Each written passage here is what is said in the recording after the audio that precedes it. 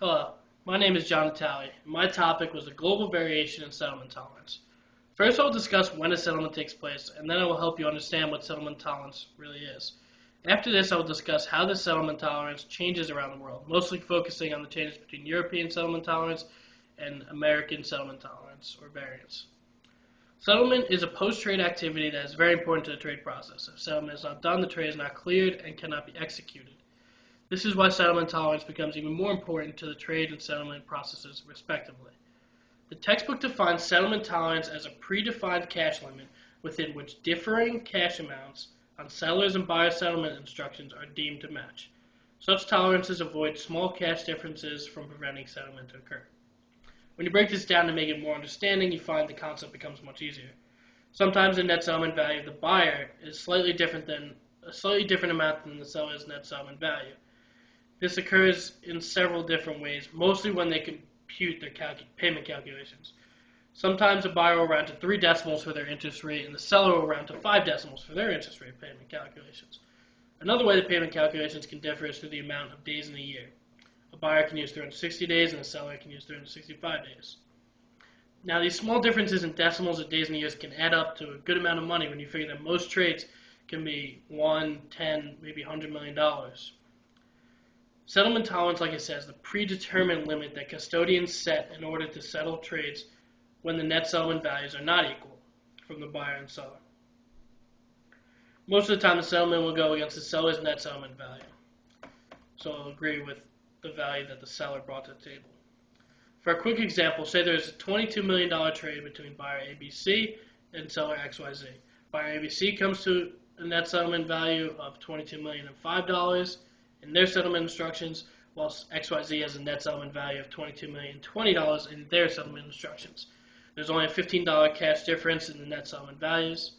If the settlement tolerance set by the custodian is $30 and the cash differences are $15, the trade would be settled and executed at the seller's net settlement value of $22,020. Okay, so now that you have a general understanding of what settlement tolerance is, I'll discuss the global variation of this concept. First, we'll look at Euroclear, which is a settling company in Europe. Euroclear provides settlement for approximately 50% of European domestic outstanding debt and 60% of European equities. The group is made up of several parts. It has the ICSD Euroclear Bank and then 7 national central security depositories in 7 different countries. The countries that they're located in are Belgium, Finland, France, Netherlands, Sweden, United Kingdom, and Ireland. One of the most important of the central security depositories is CREST, which is the CSD for the United Kingdom and Ireland. Under Euroclear, now back to Euroclear, as long as the cash difference amount is less than 25 US dollars, they equate this to any currency under question, whether it's yen, British pounds, euros, they just make it equitable to US dollars, 25 US dollars. It is within, so as long as it's less than this amount, it is within the settlement tolerance. So trade goes through settlement. In the ICSD Euroclear Bank's instructions, the amount would go against the seller's net settlement value, and the trade would be settled and then on to execution.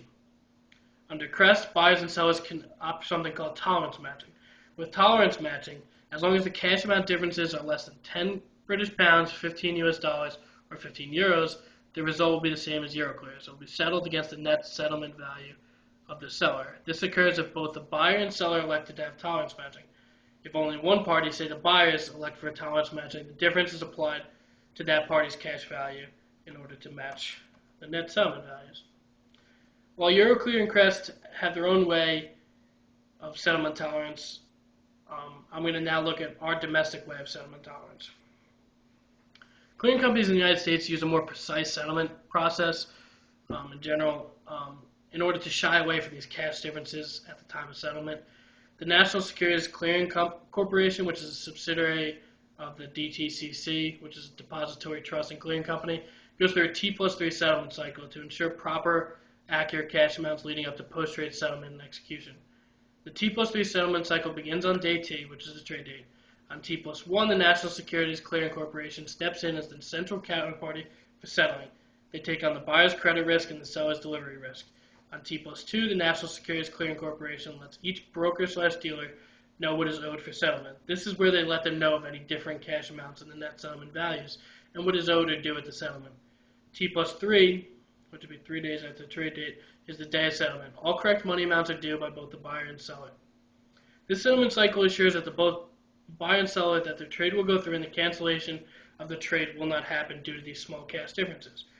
So when you really look at the variation in settlement tolerance around the world, it's better to look at the ways in which the settlement takes place. Variation in settlement processes lead to this global variation of settlement tolerance. Thank you for listening.